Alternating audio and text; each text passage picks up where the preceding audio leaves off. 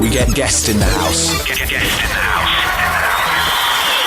We get guests in the house. Guests in the house. On the industry on 93.1 Fin FM. Let's go! From 93.1 Fine FM, the industry with the stars. Professor! Asante sana kuri wowe uri kunyumva muri kano kanya, ndacyari Professor Y on AMIC. Nikagushimire sana nkuko maze kubyumva. We got guests in the house. Ndi kumwe na Soloba right now. Tujye gutera stories zigiye zitandukanye. Soloba wagwa papa. Umeze neza uri kunyumva fresh? Yes. Fresh sana. So umaze kumwumva ni Soloba, turi kumwe muri kano kanya tugiye gusunika stories zitandukanye. Guha ikaze Soloba, makuru yawe kwanza. Fresh. Umeze gute? Ndashimira Imana kabisa. Neza cyane. Hari abantu batazi ko Soloba ari umusiramu buriya. Yahaje. Usibye Soloba irindi zina ni irihe rya Kisilamu kugira ngo abantu noneho babimenye babimenyere, ubundi batangire bakwatake ku munsi w'Eid dore ko biba bitoroshye. Bagomba gutwara Soloba rirahaje. Soloba na Navi. Okay, neza cyane. Tumaze kumva indirimbo nziza cyane ni Navi, icyo gihe witwaga Navi, ingoma yakoranye na $10 zama sana, au revoir. Nakaririmbo nakunze sana, icyo gihe $10 benshi ntabwo bari bamuzi. Ubwo mitandeba how noneho wowe na $10 musa nkaho mwabaye nk'abiconnecta way back zamani, hanyuma uko bigenda biza $10 komeza muri music, uyu munsi ameze neza. Nawe still urakora music, ariko nanone ku rundi ruhande urakora amafilme. Navuga ko wenda uyu munsi uri successful cyane kuri movie. Bivuge ko ari kiyoboye. No uyoboye kabisa, no doubt. Byagenze gute kugira ngo uvuge uti reka shyiremo imbaraga cyane muri movie kuruta uko wenda ukazishyira muri music? Music nabikoraga ni ibintu nkunda. Okay.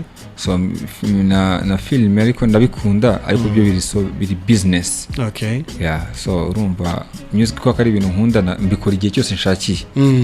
Film rero ko ari business mbikora buri munsi. Okay. Yeah, man. Okay, byiza cyane. Hanyuma uyu munsi uri kubona gute noneho kubijyanye n'isoko rya sinema nyarwanda ugereranyije wenda na East Africa muri rusange, dore ko navuga ko wenda sinema urebye mu myaka wenda 20 ishize n'uyu munsi ni ibintu bibiri bitandukanye, ukanareba how none sinema zawe content za ukuntu zimeze ni ibintu bitandukanye wenda ugereranyije n'abandi ba actor wenda bitewe nuko bategura, ubwo ndavuga wenda babamenya baba papa sava, hari ukuntu ufite umwihariko wihariye kwa kubera iki wahisemo uyu murongo ahanini before yuko tuninja no ku gikorwa cyawe gishyashya ufite? Yeah, impamvu nahisemo uyu murongo nuko nifuza like ngiye nkunda ibintu bishyashya. Kandi nkakunda gukora ibintu abandi bumva ko bidashoboka. Okay. So sometimes ngerageza bya bindi bidashoboka kugira ndika abantu ko bishoboka. Yeah. Okay, neza cyane kabisa. Hanyuma reka tujye kuri sinema yawe ufite kuri uyu munsi wa none. Nabonye hari ukuntu isa nkaho iri kurebwa n'abantu benshi, gusa kimwe mu kintu nanotinze somewhere nuko hari ukuntu wibanda cyane ku kintu kijyanye n'agasobanuye cyangwa se gusobanura. Ndibaza film of course ikinwa mu kinyarwanda, yego hari zo giye ukora bagiye bakina mu Giswahili, kuki wahisemo iki kintu cyo kuvuga uti reka tuzisobanure kubera iki waye? Okay. Icyambere no kubera ko ngiye ngira platforms zitandukanye aho nshyira filime zisobanuye n'izidasobanuye. So filime zanjye ziri mu Cyongereza, yego, no mu Giswahili no mu Gifaransa, yego, ariko iyi ngiyi nayikoze iri mu Kinyarwanda, ariko kubera like nabyita ngo silent ya filime. Okay. Silent ya filime, so sometimes bikeneye kugira ngo igire ubundi buryohe buyigenderamo. Ya kubera ko hari abonye habakeneye kumva silent, hari nabonye habakeneye bya nyine byo bindi biryoha nyine. Ikindi ngira audience yanjye harimo abazi Icyongereza, abatakizi, abazi Kinyarwanda n'abatazi Kinyarwanda. Nkagira none n'abandi bumva ari uko basobanuriye. Yes. So urumva abo bantu rero bose kugira ngo bahaze bisaba kugira ngo bigire tekinike. Of course. Hakaba hari n'abandi bantu batapfa kureba filime ataragasobanuye bo bikundira agasobanuye utamubwira ngo urebe nyarwanda ngayirebe. So sometimes kubera ko nge nkora za international nkazishyira mu kirimi cyacu ariko nkazihana babandi bifuza kuzira zisobanuye. Abashaka zidasobanuye mfite izindi mbuga nzishyiraho nabo bakagenda bakazireba. Amen. Okay, byiza cyane. Mu myaka ishize hari ukuntu twajyaga tubona collaboration z'aba movie actor ugasanga wenda Soloba guhuza no mu Tanzania uri guhuza no mu Nigeria mugahura wenda muri projet imwe muri rusange. Ubu ngubu ntago bikimeze nkuko twayibonaga mu myaka yitambuka. Kubera iki bitakiri kuri iyo speed nk'iyo twayibonaga mu myaka ishize? Ni iki kiri kubagora hanini? Ikinini nago industry yacu iragera ku rwego nyine rwo gukona collaborating n'ibindi bihugu. Ushatse kubikora bikora ku mufuka wiwe. Yego. So urumva ni kintu kigwemo nyine kizana imbogamizi. Niyo mpamvu usanga tubanze twiyubake tubone ubwo bushobozi bukomeye tubundi twataka ibindi bihugu bitwegereye. Neza cyane. Tugarutse kuri sinema yawe ufite shyashya Gakweto, kwanza hari ukuntu ino movie bite n'ukuntu nayibonye urekanye n'izagiye zibanziriza. Hari ukuntu uzana iyi still sinzi wenda ntago menyere ibintu bya filme ariko urabidusobanuraho ibintu bifite aho bihuriye n'ibintu byama diamond kugira ngo wa munyarwanda abyumve neza. Ibintu byama diamond, ibintu by'imbaraga zidasanzwe, ibintu nk'ibyo. Ntago ari no filme gusa Gakweto no kuzindi zagiye zibanza. Kuki wahisemo kwibanda nanone kuri izi characters za horror movie ariko nazita ziteye ubwoba kwa? Okay, muri Gakweto rero Gakweto ni igitekerezo cyangwa ni amateka ari muri Afrika. Ko yabaye usanga i Bugande, Tanzania hose bana biga secondaire bagira Gakweto. Usanga noneho i Bugande bamwita ngo ni Kagato ni Gakweto nyine. So urumva buri country ifite ukuntu yitwa Gakweto mu rurimi rwabo. So ngiye gukora film maze gukora research, I move around. Nagiye i Bugande nsanga Gakweto arahari, njya Tanzania nsanga Gakweto arahari. Numva Gakweto yabaye Gakweto mu masecondaire. So ndavuga ati why not kukingaruke mu rugo noneho nkora amateka ya Gakweto, cyane ko mu Rwanda ari Gakweto yamamaye cyane. Nuvuga ngo uzaga Gakweto twumvaga secondaire kumbe n'ahandi hose zahari. Urebye episode ya mbere bitangira bisobanura neza. Byiza cyane. Nakunze how noneho wagiye uzana aba character bagiye batandukanye cyane muri Gakweto turi kubona cyacyo ufite uyu munsi. Mbona still bazanyemo n'ibintu nk'ibyo. By the way ngushimira cyane kuba harimwe umwe mu bavandimwe nanjye nari narabuze T Magnet. Ura mutipe nahoze numva uri kumusobanurira yavuye wa n'ibindi nk'ibyo. Ibyo nabyo byanyeretse how mu byukuri udapfa kwiringagiza umuntu ahubwo buri umwe wese bitewe n'icyo ashoboye ubona ko hari aho yafitinga. Byiza cyane kabisa. Byagusabye imbaraga zingana gute kugira ngo bari abantu bose ubazane ibitekerezo byawe babyumve hanyuma bagukorere nk'icyo wifuza ko bakagukuriye muri sinema yawe? Okay. Imbaraga ni nyinshi cyane kubera ko gufata abantu 400 ukabashyira in one place ukabatoza ukabigisha. Urabiza abantu baba bafite discipline zitandukanye, imico itandukanye kandi abantu bakuru barasuzugura. So kubashyira ahantu hamwe nkabanza nkabashyiramo imyumvire yanjye ni ikintu kigoye byatari. Bisaba kuba nyine nawe ufite imyumvire isobanutse kugira ngo utume n'abandi basobanuka.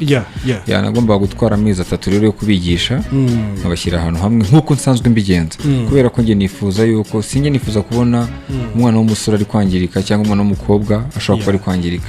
Making sure ko at least nshobora kubafata bose nkabahuza ahantu hamwe nkabatoza nyine bakavamo umusaruro bakanabona like bakabona n'ejo habo hazaza kubera ko umwana yatangiye kwakitinga ejo abyuka kuri bye. So nibwo buryo nkoramo. Niyo mpamvu ngiye muri team zanjye sinye nirukana umuntu ngo nguranywe itabi ngagira iki ngo yabyariye mu rugo cyangwa ngo avuye hehe. So ndabafata nkabashyira iwanjye bose ahubwo nkabaha umuco nifuza ko bagenderaho nkabatoza then bakavamo ibintu bya danje.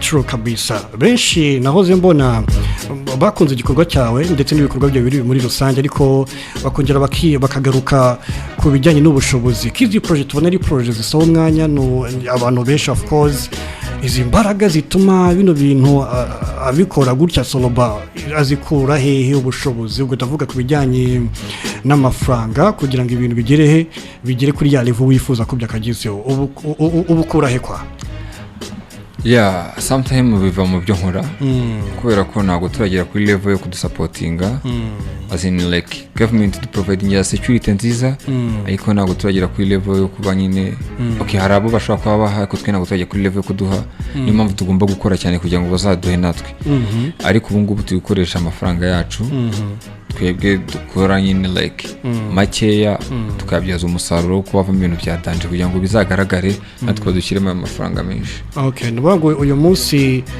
Soloba uri kwipapuka niba kuri buri kimwe cyose. Wow, byiza cyane. Ntekereza ko iri ari isomo rikomeye no ku rundi rubyiruko kugira ngo batinyuke ku bushobozi bafite bagira icyo bakora nabo bateze imbere mu buryo cyangwa se ubundi. Gusa kimwe muri icyo kintu abantu bafite ubumuga bantumye bati ko mu bantu kinisha hari ukuntu abantu bafite ubumuga tutababonamo bimeze biti. Ahubwo ndashaka abantu 80. Urashaka abantu 80? Filime ngiye gukurikizaho. Yego. Mfite filime yanjye hari igihugu cyayinsabye ni ibihugu byo hanze. Okay. So ndashaka abantu 80 nzayikora iminsi 3. Abo bantu bafite ubumuga bari tayari nazabasura. Wow. Nkabafata bose abafite ubumuga gusa filime iza birimo abantu bafite ubumuga. Okay, icyo ni igikorwa ngiye gukora ku bantu bafite ubumuga. So nemereye kubakorera filime nziza nzapplyinga hanze nzatanga mu gihugu cyo hanze bashaka no kuprofita kageramo n'ababona amaviza ni wamenya. Amazing ni buri ko twumva ufite ubumuga kaba ufite icyo kintu muri we, iyo passion muri we, urumva ko Soloba aguhaye icyo nakwita Guha cyangwa se gufungurira imiryango. Wow, byiza cyane. Nanone Soloba nkunze hawo noneho watekereje kubona ufite ubumuga noneho kuri iyo project iri big muri ubwo buryo automatically biragaragaza ko hari ubushobozi runaka wamaze kubabonamo kwa ese aramutse wenda byumva ariko atarigeza kinaho n'umunsi n'umwe byagenda gute? Urakoze ngiye ikintu nkora sinzi gusubiza umuntu inyuma ngo n'umuswa. Okay. Niho nandukaniye n'abandi bantu. Okay. Ngewe mfata umunsi nkatumiza abantu. Okay. Bakaza nk'urugero filime yanyikeneye abantu 80. Of course abantu 80 ubwo buzuye 100 nta kibazo kuko ndabizi hari abarengaho. Ariko nyine cyane abantu 80 bafite ubumuga no matter what ko waba umeze kose uzaza. Ngewe mfata ibyumweru 2 byo kubatoza cyangwa ngafata ukwezi ko kubatoza. Okay. Namara kubatoza nkabajyana kuri teri nkabakoresha ibyo ngomba kubakoresha tugakorana nyine kugira ngo turebe niba twatanga umusaruro. Wow. So ku nshuro ya mbere ntabwo baza bakurikiye amafaranga. Yego. Kuko niyo ugiye kuvunika cyane kunzana abarimu nzana ibikoresho nzana ibiki byose we ikintu bamfasha ni ukwishakamo transport tuza ku nshuro ya mbere. So iyo tumaze gukora na filime nkabona batangiye kuba abantu basobanutse muri mu bintu turimo turakora nibwo nangira kumenya ngo uriyanzanyemo barakabije muri ubwo buryo. Okay. So aho bari bose bafite ubumuga kuko naga ari ubwa mbere babinsabye kuko abantu barambye ati ukoresha abantu benshi bazima natwe dukeneye platform. Rero filime ngiye gukurikizaho igakweto nirangira hari ibihugu turi kuganira biri kunsaba filime. Okay. Urumva ndifuza ko ariyo filime nakurikizaho. Wow. Y'abantu bafite ubumuga. Wow. Abantu 80 cyangwa 100. Abantu 80 cyangwa 100. Aba mbere bazaza. Okay. Nzabafata kabisa. Neza cyane kabisa. Wow, ndabikunze cyane. Bifuye ko dukomeza ndagira ngo noneho umbwire imwe mu ndirimbo zawe wakoze tuyumvisha abantu dukomeze na ndeba story mu kanya. Indirimbo nakoze umuryogo bayita wallahi. Ariko na mitutsi bakavukire. Byiza cyane. Katuyumve gato then tuzidukomezanye na Soloba mu kiganiro industry. You're listening The Industry with Professor Y on 93.1 Fine FM. From 93.1 Fine FM, the industry with the stars. Umaze kumva indirimbo nziza cyane ya Soloba ndetse na mitutsi wallahi. Nakunze actions zagaragaye muri no song. Byiza cyane. Ariko bisa nkaho ni batipe muhuza cyane Soloba. Sindumva bakuvuga nabi. Muri batipe mubuhuza gute ubundi Soloba? Ngewe ndi umuntu wita ku kazi cyane kurusha ibintu byose. Kabisa. ibindi bintu nakora aba ari vibe gushimisha abagenzi banjye niyo mpamvu bizakugora cyane kunsanga mu matiku n'amatiku wansangamo ushobora gusanga uriya yayavuze ariko njye natashubije cyangwa atanabigiyemo so nirinda kujya mu matiku cyane kuko nicyo gituma nyine nkipinga ndi Soloba tu kabisa ukira kubijyanye n'amatiku bajya bavuga ngo abanyarwanda bakunda amatiku niho koko ari ibyo no gusa hari imwe muri historia trending mu minsi ishize Soloba wederekanya na kubazeho mu bukwe bwa mugenzi wawe wagize gutya bya gutanga amafaranga ngo ariko ntiwayatanga mu gaseke then ubongera urayisubiza biragenda biravugwa cyane hano hanze ati Soloba ntabwo twatuze ko yakora ibintu nka biriya ese koko niko byagenze biriya bintu byari amablage ariko impamvu biba byatumbagiye cyane bigaragaza izina dufite nicyo kigaragaza ngo akantu kose ukoze gashobora kubera ikigeragezo kubera izina ryawe ikindi kubera ukuntu nubaha abantu bashakanye nkaba nubaha n'ubukwe bwa Aga na Micky ntabwo mashaka biriya bintu kubiganiraho cyane gusa icyo nabwira abanyarwanda biriya dukunda kubikora nk'uko dushaka amablage kuri bagenzi bacu ngo bishime nk'uko abonye mu bukwe bwa Kiramani nabugije akaduru hena nyine ni ibintu by'amablage biba biri aho ngaho so nta kintu kiri big kirimo cyane kuko Micky ni inshuti yanjye Aga ni inshuti yanjye nta nubwo mfite uburenganzira bwo kuvuga ku bukwe bwawe nabi kuko ntabwo naba inshuti ya Aga nari inshuti ya Micky ubaye inshuti ya Aga utari inshuti ya Micky ntabwo Aga yagukunda kura n'umugore wese of course ni inshuti zanjye icyo nabwira abantu impamvu biba byatumbagiye ni ukubera izina nyine iyo ubonye ibintu nk'ibyo ngibyo wenda bikuvuga muri kotiri negative ubyakira gute kuri wowe ikintu cya mbere impamvu bitanira ikibazo ni uko comment zose ziba ziri ku ruhande rwanjye bigaragaza yuko people they know me baranzi bazi n'ibyo nakora n'ibyo natakora so na ya trust abantu baguhaye byiza cyane wenda nkunze ko ako kantu noneho ukatubwiye fresh ukagize clear uri numvaga nanjye narakabona navuga ati kano se bino bintu kuko yabikora binshira mu giherero somehow gusa dukomeza na projet ufite zitandukanye uyu munsi dufite gakweto tubwiye niyo projet yindi wifuza abona abantu bafite ubumuga uzahita ukurikizaho byiza cyane kabisa hari icyo wenda uri gutekereza ku kijyanye na cya kinini nari navuze wenda kijyanye no na collaboration z'aba artist bandi guturuka hanze y'igihugu cyacu cy'u Rwanda ku buryo ushobora nabo kuba including mu bikorwa byawe wenda uri gutegura mu minsi iri imbere iyi filime y'ubumuga iyo urumva ni igitekerezo abantu bagenda bambwira batandukanye noneho bigize imana nawe bimbwira urumva nge projet yanjye yose igiye gusohoka urumva nyivuze mbere urumva ntago ari sawa ariko mbivuze kubera kubimbajije ariko icyo navuga I have a new project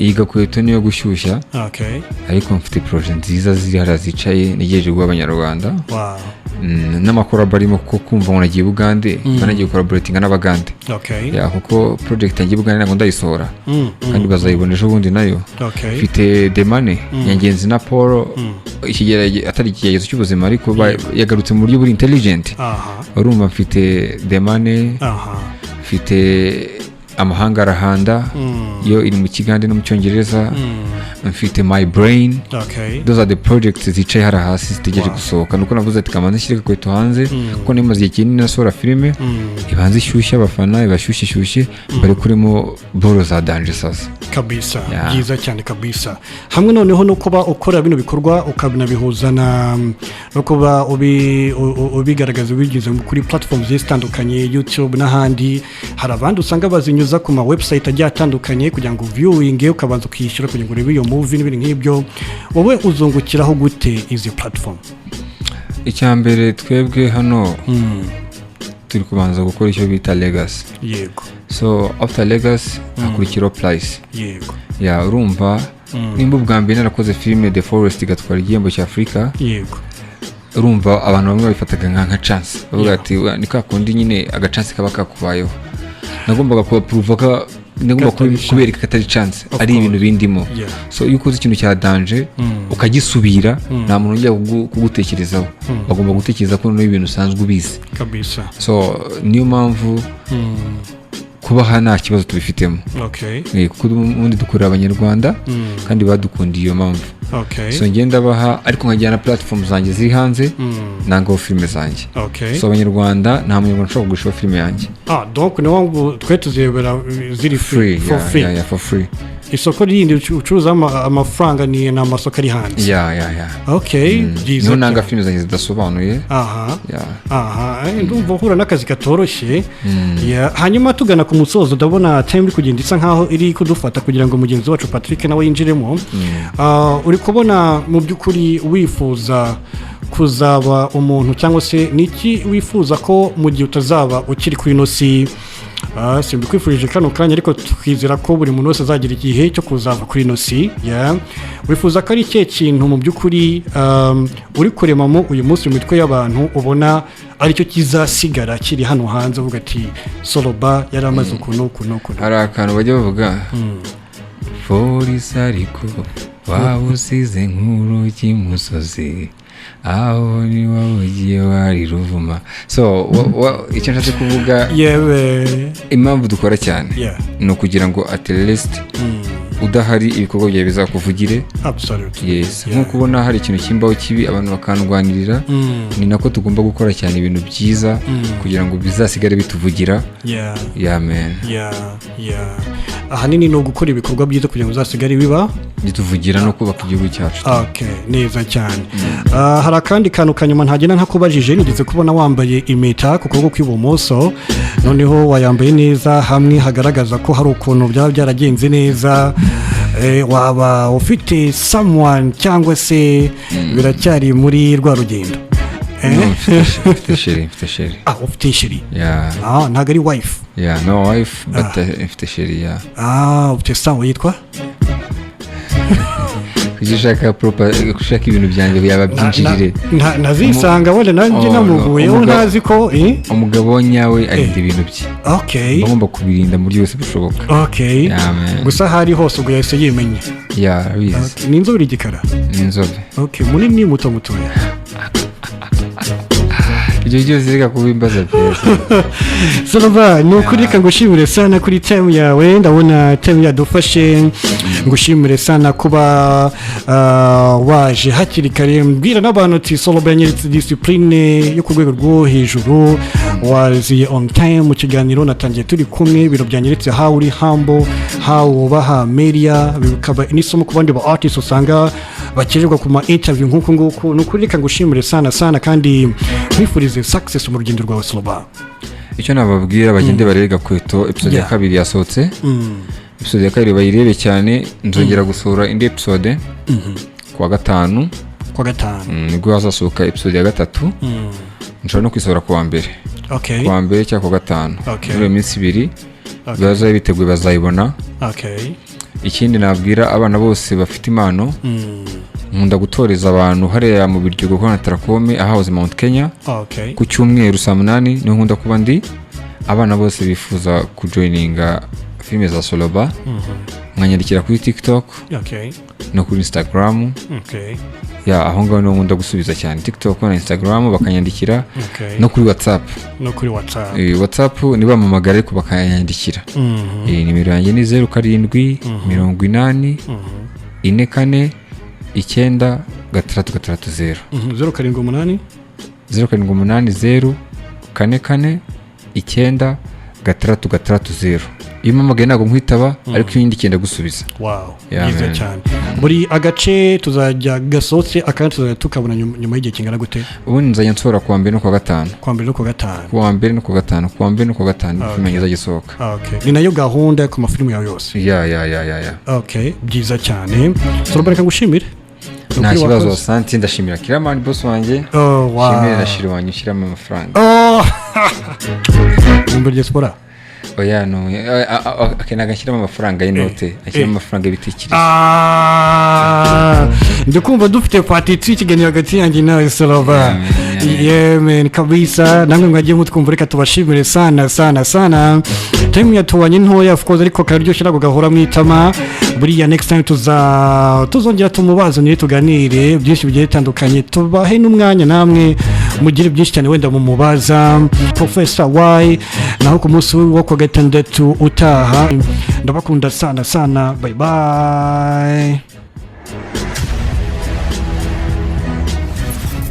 The Industry.